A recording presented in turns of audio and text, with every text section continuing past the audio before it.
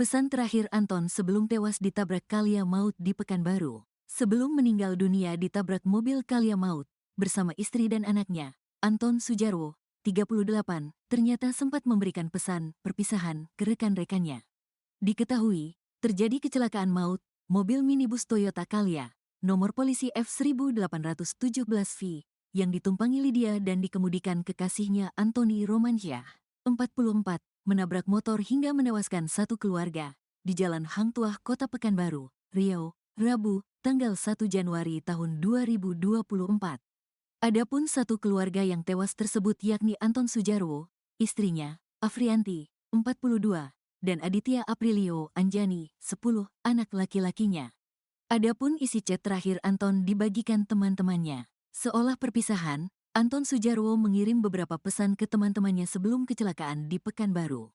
Seminggu sebelum kejadian, ia sempat mengirim pesan kepada beberapa temannya. Anton rupanya mengajak teman-temannya untuk mancing bersama. Terlihat Anton mengirim foto ikan hasil pancingannya. Gas lah, 2 joran 50 rebon BG hari biasa, hari lai gak tahu awak, tulis Anton di pesan WhatsApp. Rupanya chat itu jadi pesan terakhir Anton sebelum meninggal dunia. Innalillahi wa innalillahi rojiun, gak ngangka BG baru minggu patang abang Nio ngajak manciang itu chat WhatsApp terakhir bang, tulis akun Rinaldi Nur. Rupanya bukan hanya Rinaldi saja yang dihubungi oleh Anton, beberapa temannya juga. Banyak teman-teman yang dicat almarhum mungkin itu kenang-kenangan dari almarhum sebelum meninggal, tulis akun Insrinsyah Ginting. Adapun dalam kecelakaan maut itu Afrianti dan anaknya tewas di lokasi kejadian, sedangkan Anton meninggal di rumah sakit. Anton mengalami luka berat di kepala, kaki kanan patah, dan leher patah.